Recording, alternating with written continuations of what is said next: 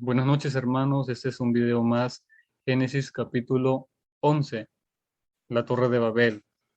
Nos acompaña en esta grabación el hermano Dan, la hermana Fadwa y el hermano Roberto. Shalom, hermanos. Shalom. Shalom. Ya. Comenzamos a ver qué nos enseña las Escrituras. Génesis capítulo 11, versículo 1. Toda la tierra usaba la misma lengua, las mismas palabras. Sucedió que ellos viajaron desde el este y encontraron una llanura en la tierra de Shinar y vieron allí y vivieron allí. Ellos se dijeron uno al otro: vamos, hagamos ladrillos y los horneamos en el fuego. Así que tuvieron ladrillos por piedra y asfalto por mortero. Aquí hago una pauta para explicar algo en la cual dice ladrillos por piedra y asfalto por mortero. Mortero hace da como un tipo de, como lo llamamos ahora, cemento, ¿no? Correcto, mezcla. Como una mezcla, exacta. ¿Alguien quiere acotar algo más? Hermano, te sugiero que leas Reina Valera. Es que la mayoría de las personas no entienden las palabras que vas a continuar leyendo. Mejor sería que leyeras Reina Valera, ¿sí? Ok, está bien. Bueno, podemos leer Reina Valera. Un momento. Ok, ya mismo nos poseo la Biblia Reina Valera 1960. Les explico brevemente. Yo uso una Biblia diferente que es como entendemos. La Biblia ha sufrido muchas traducciones, muchos cambios, y por eso yo uso una Biblia un poco más apegada a lo antiguo, pero como muchos usamos la Reina Valera, bueno, vamos a usar Reina Valera. Y en realidad nos explica particularmente lo mismo, solo que unos pequeños detalles no totalmente icales. Ya, iniciaré en el versículo 4. Y dijeron: vamos, edifiquémonos una ciudad y una torre, cuya cúspide llegue al cielo, y hagámonos un nombre, por si fuéramos esparcidos sobre la faz de toda la tierra. Aquí mencionan que ellos querían establecerse en un lugar, hacer una edificación en la cual no estaban pensando esparcirse, lo cual estaba en contra lo que Dios le mencionó, le dijo a Noé y a sus hijos, ¿no? Que se multiplicaran por la tierra, pero ellos pensaban estancarse en un lugar y hacerse una cúspide para no esparcirse, quedarse ahí. Y descendió Dios para ver la ciudad y la torre que edificaban los hijos de los hombres. Y dijo Dios: he aquí, el pueblo es uno, y todos estos tienen un solo lenguaje. Y han comenzado la obra, y nada les hará desistir ahora de lo que han pensado hacer. Aquí Dios menciona lo mismo que mencioné en su momento, de que se dio cuenta de que se quieren estancar ahí, se quieren establecer en ese lugar y no esparcirse por medio de la tierra. ¿A alguien le gustaría acotar algo con respecto a lo que se ha leído? Adelante, Fadua. Gracias. Bueno, algo que me llama también mucho la atención en este, verso que acabas de leer, donde dice que, un momento, donde dice que vamos, edifiquemos una ciudad y una torre cuya cúspide llega al cielo. Algo que me da mucha curiosidad es que, bueno, sabemos que la cúspide es como el sinónimo, por así decirlo, o es lo mismo que un pico o algo que termina como, o sea, su altura es como en forma un pico, ¿no? Y sabemos que en este tiempo estaban los descendientes de Cam, ¿cierto? De Canaán, y que de ahí viene Nimrod. Pero también, o sea, nos dice que todos los egipcios son descendientes de Canaán. Entonces, algo interesante en la historia es que cómo es que todos los egipcios y, por ejemplo, en los tiempos de Nabucodonosor y con Babilonia y todas estas personas, vemos que ellos siempre edificaban torres, por así decirlo, o edificaban lugares de forma de pico. ¿Para qué? Pues para sentirse como con poder, por así decirlo, y no solo eso, sino que cómo es que eso mismo también lo hacían para ellos, supuestamente tener comunicación con sus dioses, ¿no? Y sentir que ellos tenían el poder. En este caso vemos que Nimrod dice que Nimrod era un hombre que buscaba pelear con Elohim, o sea, buscaba su rostro para pelear o sea, él era prácticamente se nombró Dios en la tierra, Nimrod. Y pues sabemos que él fundó ciudades como Babilonia, entre otras de sus alrededores, pero todas estas naciones paganas, porque son paganas por así decirlo, compartían algo en común. Y eso eran las cúspides. También lo vemos con los egipcios. Ellos tenían sus pirámides, ¿verdad? Y también cómo es que así varias naciones tenían sus lugares como altos para invocar a sus dioses y sentir ellos que tenían el poder. Entonces es como algo interesante, ¿no? Y eso, ¿cómo es que representa también la altivez y el orgullo? Porque Elohim conocía el corazón de las personas y por eso es que manda destrucción. Porque el hombre, no solamente ahorita, sino que desde siempre el hombre ha querido ser más que Elohim, ha querido el poder, ha querido tener la gloria, ¿verdad? Ha querido ser dueño de su propia vida, pero sabemos que lamentablemente eso no puede ser porque solamente el que ordena y el que manda es Elohim. Entonces me resultó esto interesante. De por sí toda la historia de la Torre de Babel y Nimrod es muy interesante porque hoy día vemos lo mismo, solo que en diferente época. Gracias. Exacto, sí.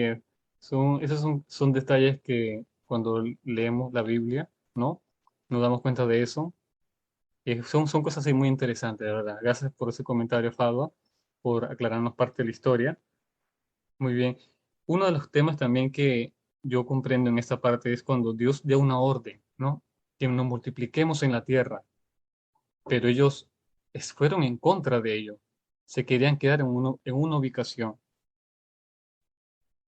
Y sin embargo, no sé si Fadwa y Da, para mostrar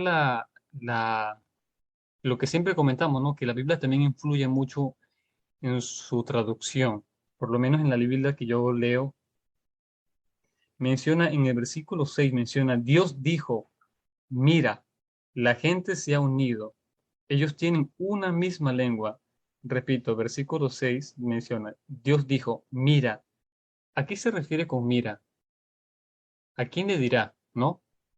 Alguien de su entorno de él le está hablando. Mira, la gente se ha unido. Pero en Reina Valera en versículo 6 menciona, y dijo Dios, he aquí el pueblo es uno, ¿no? Eso es lo que nos preocupa mucho a nosotros, ¿no? Que la Biblia, y podemos repetir, siempre lo repetimos, ha sufrido muchas traducciones. Muy difícil conseguir una Biblia totalmente pegada a lo antiguo, ya que lo antiguo era un idioma muy, este, no como lo vemos en la modernidad actual. Es como un idioma, por así decirlo, cavernícola, ¿no? Que lo cual al leerlo se expresaría extraño. Por eso es que también ha sufrido cambios a su modernidad en hebreo moderno, luego en arameo, latino, griego, hasta llegar a nuestras manos. Fado, ¿hay algo que quieras comentar? Tienes la mano alzada.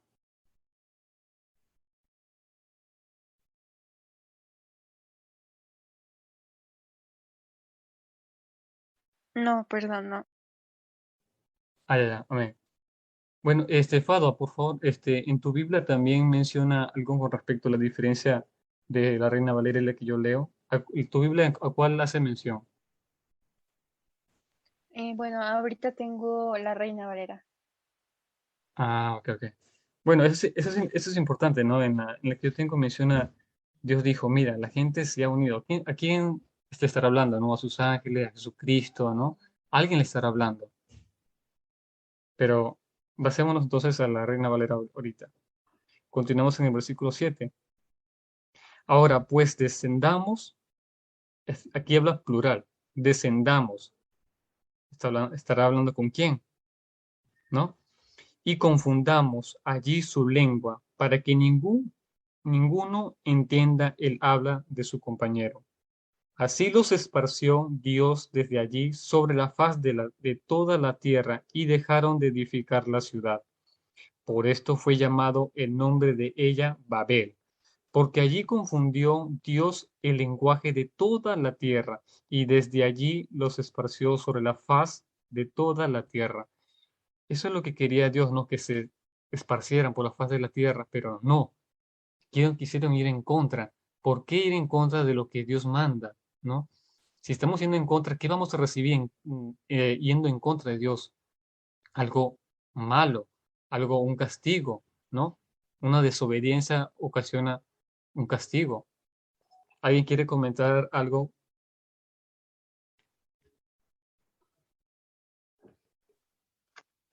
Yo, hermano, voy a comentar. Quiero que analicemos bien esto. Miren, una cosa es leer el texto y otra cosa es sentir por un momento que estás ahí. Es decir, pongámonos un poco en la historia. Imagínense ver a muchas personas trabajando en algo, unidas. Van a lograrlo fácilmente, como por decir, si muchas personas se proponen a construir una casa, lo logran en un ratito. Ahora imagínense en todo el mundo ahí, constantemente, día y noche, trabajando por crear esta torre y esta ciudad. Vemos que ya estaban lográndolo. Por eso Dios dice, nada les hará desistir. Y el castigo que Dios les pone es quitarle el poder más grande al hombre, que es la comunicación. Y por eso vemos que la comunicación ahora se pierde. Ese gran poder que el hombre tiene de comunicarse se pierde porque quieren trabajar para sí. Pero Dios promete en Sofonías 3:9 que Él va a volver a dar pureza de labios para que todos vuelvan a hablar un mismo idioma, pero ya no para su propia conveniencia, para crear dioses, sino para servir al único Dios verdadero. Puedes continuar. Amén, amén. Exacto. Los descendientes de Sem. Aquí en este tema van a hacer mención sobre una descendencia. No va a mencionar no va a mencionar los hermanos, quien se casó, solamente es para ver la genealogía de Abraham, ¿no? Estas son las generaciones de Sem, hijo de Noah, ¿no? Sem, de edad de 100 años, engendró a Arfaxad, 2 años después del diluvio. Y vivió Sem después que engendró a Arfaxad 500 años y engendró hijos e hijas. Desde Sem, su primera generación, va la primera generación, Arfaxad. Arfaxad vivió 35 años y engendró a Sala. Ahí va la segunda generación. Arfaxad vivió 35 años y engendró a Sala. Y vivió Arfaxad después que engendró a Sala 403 años y engendró hijos e hijas. Sala vivió 30 años y engendró a Eber. Ahí va la tercera generación. Y vivió Sala después que engendró a Eber 403 años y engendró hijos e hijas. Eber vivió 34 años y engendró a Peleg. Ahí va la cuarta generación de Sem. Y vivió Eber después que engendró a Peleg 430 años y engendró hijos e hijas. Peleg vivió 30 años y engendró a Reu o Reu. Ahí menciona la quinta generación. Y vivió Peleg después que engendró a Reu o Reu 209 años y engendró hijos e hijas. Reu vivió 32 años y engendró a Serug. Iba la sexta generación. Y vivió Reu después que engendró a Serug 207 años y engendró hijos e hijas. Serug vivió 30 años y engendró a Nacor. Ahí va la séptima generación. Y vivió Serug después que engendró a Nacor 200 años y engendró hijos e hijas. Nacor vivió 29 años y engendró a Taré. Ahí va la octava generación, Taré. Y vivió Nacor después que engendró a Taré 119 años y engendró hijos e hijas.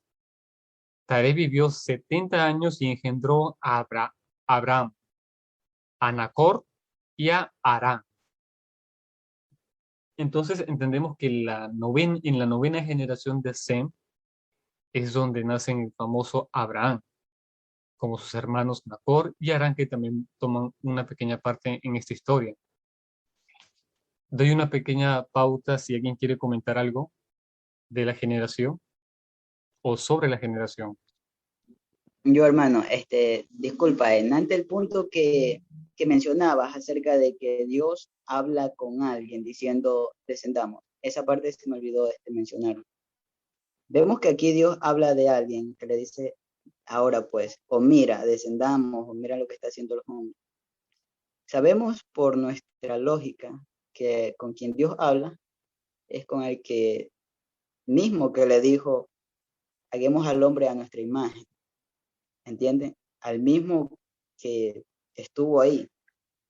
Hablo precisamente de Yeshua, el que Amén. habiendo visto todo esto y para llevar muchos hijos de Dios a la gloria, tenía que el ver y participar de todo esto. Correcto. Ahora con las descendencias. Vemos que la cuarta generación es la de Peleg. Y ahí se cumple que ahí fue en sus días donde fue repartida la tierra porque se dividieron, o sea, entre ellos mismos, porque hablaban diferente. ¿Correcto? Nos menciona exactamente después de la Torre de Babel, donde se habla acerca de Peleg, el que hace parte de la división. Ya, continúa. Y por ahora habemos hablar acerca de Abraham. Ok. Los descendientes de Taré, que es el padre de Abraham, Nacor y Harán. Versículo 27. Estas son las generaciones de Taré. Taré engendró a Abraham, a Nacor y a Harán. Y Harán engendró a Lot, sobrino de Abraham, ¿no? Ya que Harán es su hermano, Lot es su sobrino de Abraham. Y murió Harán antes que su padre Taré, en la tierra de su nacimiento, en Ur de los caldeos. Y tomaron Abraham y Nacor para sí mujeres. El nombre de la mujer de Abraham era Sarai, y el nombre de la mujer de Nacor, Milca, hija de Harán. Aquí, si logramos ver Milca, que es la hija de Harán, es la hija de su hermano. Para aquel tiempo, como mencionó Dan en una enseñanza, para aquel tiempo estaba permitido, porque se trataba de que se multiplicaran. Y entonces, aquí tomó el hermano de Abraham, Nacor, la hija de Harán, Milca. Adelante, Dan. Correcto, hermano, lo que mencionaste. Aquí el mandamiento es el mismo de Génesis 1:27, reproducirse. Después, tiempo después, Dios va a perfeccionar el mandamiento poniendo reglas para reproducirse, o sea, mandamiento específico de con quién tienes que reproducir. Continúa. Amén. Versículo 30. Mas Sarai era estéril y no tenía hijo. Y tomó Taré a Abraham, su hijo, y a Lot, hijo de Harán, hijo de su hijo, y a Sarai, su nuera, mujer de Abraham. Taré, que es el padre de Abraham, se llevó, obviamente, a su hijo, a su nieto Lot, porque su padre había fallecido, y junto con Abraham, su esposa Sarai. Se fueron los cuatro. Y salió con ellos de Ur, de los caldeos, para ir a la tierra de Canaán. Y vinieron hasta Harán y se quedaron allí. Perdón, adelante, Fadua. Ok, bueno, también lo que me llama la atención es el por qué es importante hoy día, o sea, o sea, en nuestras vidas de los que estamos aquí, entender el papel importante de Sem, ¿cierto? Porque sabemos que, bueno, Yeshua también viene de Sem, de esa línea, pero bueno, también todo lo que es las lenguas semíticas, por ejemplo, el hebreo, el arameo, el cananeo, el fenicio, incluso el árabe, pues también pertenecen a las lenguas de Sem, que hablaron los descendientes de Sem, y también, bueno, aquel que tiene como un desprecio por eso, pues tiene una mentalidad antisemita, ¿cierto? Porque por eso es necesario que nosotros estudiemos la palabra con una mente hebrea, con una mente semita, ¿cierto? Porque todo en las escrituras, desde principio a fin, habla del pueblo de Israel, habla de Yeshua, ¿verdad? De su cultura, de cómo era la cultura del Medio Oriente y antes y después. Entonces, no lo podemos asociar como a nuestro pensamiento, sino tiene que ser a una mente totalmente hebrea. Y también, bueno, entender la importancia de que, bueno, de Abraham, ¿verdad? De ahorita que estás leyendo de Abraham y de Sara, ¿cierto? Que, bueno, Sarai, perdón, antes de que todavía no se le cambiaba el nombre, pero el papel que ella desenvolvió espiritualmente como matriarca de Israel también y Abraham también. Y no solo eso, sino que también, bueno, vemos la importancia de, o sea, de cómo es que, por ejemplo, lo que pasó en nuestras vidas, de que salimos de Egipto, por así decirlo, que Egipto representa al mundo, a la esclavitud. Abraham hizo lo mismo. Bueno, creo que todavía no tocas esa parte, pero o sea, algo que me gusta mucho es que decidió salir de Ur de los Caldeos, y Ur de los Caldeos también es una ciudad que hoy día es lo que sería Irak. Y sabemos que Irak es un país que odia rotundamente a los judíos y odia a todo lo que tenga que ver con Israel, ¿verdad? ¿Por qué? Porque son descendientes de Canaán, de Nimrod. Entonces, pues en ese entonces Ur, lo que era Ur de Caldea, Ur de los Caldeos, representa también pues el paganismo, la idolatría, la inmoralidad sexual en su nivel pues altísimo, por así decirlo, o sea, todo lo que abomina el Eterno, ¿no?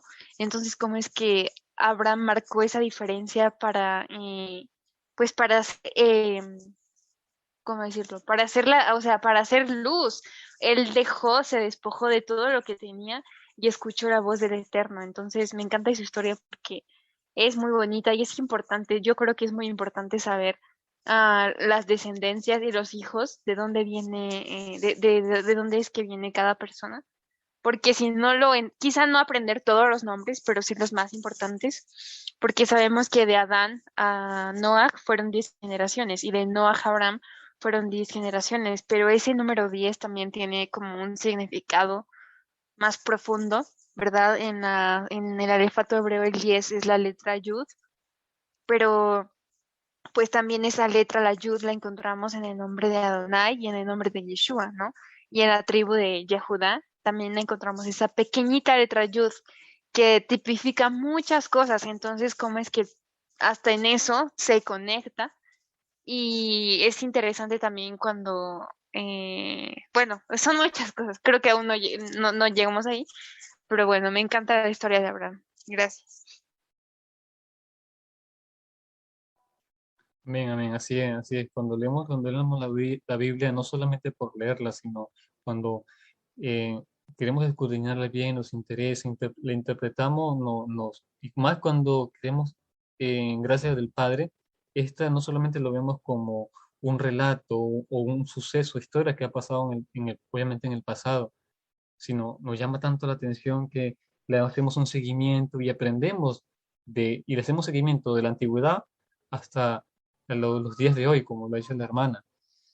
Son cosas muy interesantes. Lo que podemos rescatar de este versículo 11 es la Torre de Babel, que Dios da una orden, pero la desobedecen, creando una edificación que llega hasta las alturas para quedarse ahí.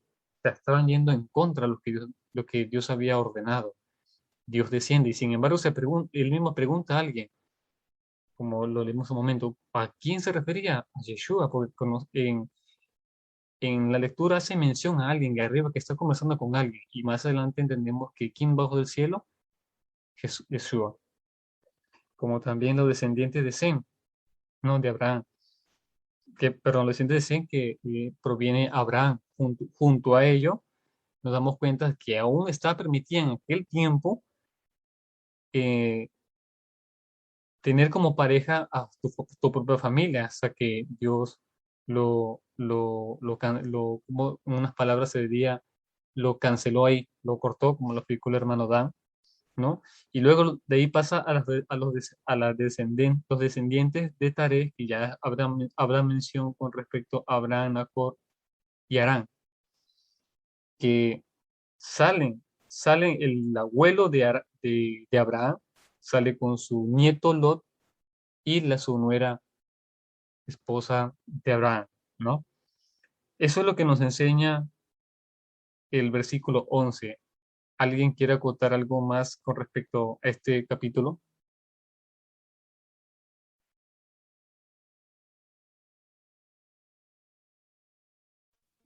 Por supuesto, hermano, miren, vamos al punto. Dios confunde las lenguas, ya todos se marchan a donde Dios los establece, como quien diría, son esparcidos en donde Dios les place. Y ellos van y comienzan a crear los continentes, porque ellos son los que se esparcen, no la tierra, sino ellos se esparcen sobre toda la tierra como está escrito. Y vemos que Abraham habita en Ur de los Caldeos, como decía nuestro hermano Padua, es una nación llena de depravación en aquel tiempo. Y no sabemos si ahora también, pero esto se conoce como que esto hizo a Abraham el primer hebreo, porque tomó esa decisión de ser diferente por llamado divino, porque Dios le dijo claramente que saliera de aquel lugar. Con eso hemos culminado. ¿Algo más que quieran añadir? Amén. Me gustaría que, bueno, si es posible, estaría increíble que hiciéramos como un estudio más profundo de la Torre de Babel y de Nimrod, porque imagínense, hoy día, o sea, hoy día, a lo que me refiero es que cuán tan grande fue el impacto con Nimrod, ¿verdad? Que su fama se extendió por varias partes y cómo es que hoy día nosotros, bien dice el versículo, el de vosotros adoráis lo que no sabéis, cuando le dijo Yeshua a la mujer samaritana, porque hoy día, por lo regularmente pues sí, en las fiestas paganas o por ejemplo en San Valentín, que creo que es una fiesta que todos conocemos, es interesante ver cómo es que Nimrod está ahí, ¿no? Porque todo surge desde el comienzo. Por eso es que es muy importante y algo que me gusta decir mucho es que para entender lo que hoy día vivimos, para entender el presente, hay que regresar al pasado, ¿verdad? Y como dice nuestro hermano Dan, meternos en la historia. ¿Por qué? Porque yo creo que la Torre de Babel tipifica hoy día muchas cosas en el ser humano y en la cultura, ¿verdad? Que lamentablemente nos asimilamos, ¿verdad? Antes, ¿verdad? Porque ahora sabemos que Elohim nos escogió para hacer luz y bendito sea el Eterno que ya no vivimos en esa oscuridad, sino que Él nos escogió y nos llamó a su luz admirable. Entonces, pues estaría padre como hacer así un estudio a profundidad de Nimrod, de la Torre de Babel y de toda la cultura de Babilonia. Por eso es que en Apocalipsis también se compara la gran ramera con Babilonia, ¿no? Porque imagínense el impacto y cómo es que todas las naciones que después oprimieron al pueblo de Israel, por ejemplo, hacia Roma, después, bueno, Babilonia con Nabucodonosor, claro, los persas, cómo es que la misma cultura que Nimrod inventó, o sea, de adoración a él, u otras cosas, cómo es que estas naciones también lo fueron abrazando, o sea, se fue yendo de generación a generación y lo fueron implementando. Y hoy día lo vemos con Roma, ¿cierto? Cómo es que el Vaticano, o sea, todo lo que ellos adoran, las imágenes, todo viene desde un origen y ese origen es con Nimrod. Entonces también es interesante el ver cómo es que es algo que va de generación a generación y que todas estas, pues sí, ¿no? Las naciones que se rebelaron en contra de Elohim, ¿verdad? Que buscaban su propia creencia, su propia adoración a sus ídolos, todo, o sea, dirían aquí en México, ¿no? Es la misma gata, solo que, no sé cómo va el dicho, que, o sea, que es lo mismo, pero diferente, ¿no? ¿Por qué? Porque todo, o sea, ha pasado, se ha venido arrastrando de generación en generación y hoy día lo vemos también. Y no es algo nuevo, sino que es lo mismo, ¿verdad? Pero lo han cambiado. Y es importante nosotros distinguir eso, ¿para qué? Para no caer, ¿cierto? No caer y pues también recordemos que Elohim es un Elohim celoso y a él no le gusta que se mezcle lo santo con lo profano, entonces estaría como padrísimo hablar sobre eso y creo que el hermano Dan ya tenía estudios sobre Roma, o sea, está muy interesante, me gustaría a mí pues como aprender un poco más de eso y meterme en el estudio de eso porque es importante saberlo y más ahorita en los tiempos que estamos viviendo, yo creo que es importante para nuestras vidas. Amén, amén. Por Sí, bueno, supuesto. Escuchen, hermano. lo que podemos hacer, quedan Sí, 4 minutos, lo que podemos hacer, hermana, es hacer un estudio aparte, específicamente para ello, y si toma tiempo, hacer otro estudio con respecto a algún otro tema que hemos tomado. Me gustaría que usted lo pudiera hacer, o el hermano Dan, que tiene ese mayor conocimiento, ¿no? En otro tema, antes de culminar también, es que, como dijo la hermana Fado, a veces, es como decir, un ejemplo, ya antes de llegar a darle la información que quiero transmitir, diré esto. Si nosotros nos llega en un momento, nos llega un plato típico de un país, ¿no? A nuestro país un plato típico, sabemos de dónde proviene, provino de tal sitio, pero solamente nos llegó el resultado final. Pero si nos metemos más al fondo a ver cómo se originó ese plato típico, cómo era antes, en qué circunstancias lo hicieron, por qué lo hicieron así, ¿no? Es igual con respecto a la Biblia, a la historia de nuestros antepasados. Es no solamente tener lo que la Biblia nos enseña, ¿no? Eso no es todo. Hay más de fondo. Hay más de fondo. Por eso sería bueno, como lo hace la hermana Dan, perdón, la hermana Fado y el hermano Dan, investigan más a fondo con respecto a lo que ha acontecido. Por eso es que puede decirse de una manera u otra que conocen del tema y por eso es bueno este ensayo que estamos haciendo, transmitir eso. Quizás es un poco difícil aprender un idioma que es el hebreo, pero gracias a nuestros hermanos mismos podemos transmitir lo que hemos averiguado, lo que hemos aprendido o lo que hemos discernido espiritualmente. Quedan 2 minutos con 50. Adelante, Dan. por supuesto. Lo que quería decir es que acerca de Babilonia, Nimrod, la mujer de Nimrod, el hijo de Nimrod, y todo lo que aconteció en aquel tiempo podemos darlo, pero en un estudio aparte, para que sea solo ese el tema, ¿entiendes? Ya quedaría pendiente para otra ocasión ese estudio. Correcto. Correcto, está bien. Entonces, esto sería todo, quedando 2 minutos. Está bien. Shalom, Amén, hermanos. Nos vemos en la próxima enseñanza.